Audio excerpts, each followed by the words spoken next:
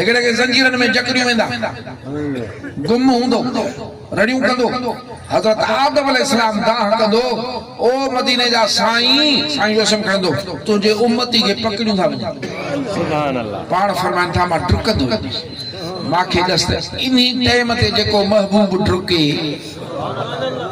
time कदुस असां मिला डुकायूं मिलाद कयूं था सलात पढ़ूं था नमाज पढ़ूं था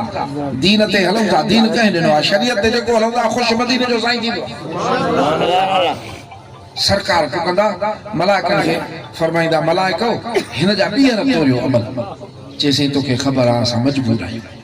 असांखे जेको हुकुम रबी थींदो आहे उहो कंदा आहियूं अलाह साईं फरमायो आहे त वठी वञोसि पाण वरी सजदे में किरंदा अलाह साईं खे फरमाईंदा मालिक तो मूंखे फरमायो राज़ी कंदोमांइ हे मुंहिंजे उम्मती खे पकड़ियूं था वञनि मां चवां थो त ॿीहर तोराइनि अलाह फरमाईंदो मलाइको मोटायो मुंहिंजे महबूब जो चवण वटि हाणे से ॿीहर तोरींदा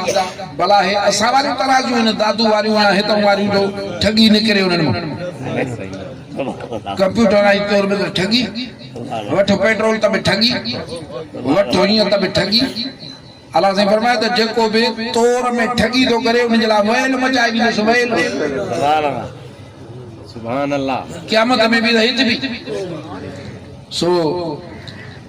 ॿीहर तोरींदा साॻियो हिसाब गुनाहनि जा बड भरिया पिया हूंदा करीमन जे नाले लिखियो अथऊं मदीने जा साईं हिकिड़ो पनड़ो कढंदा या खीसे वार खां सवार वारे पासे ॾो विझंदा अबा पनड़ो पवंदो गुनाह टंगिया पिया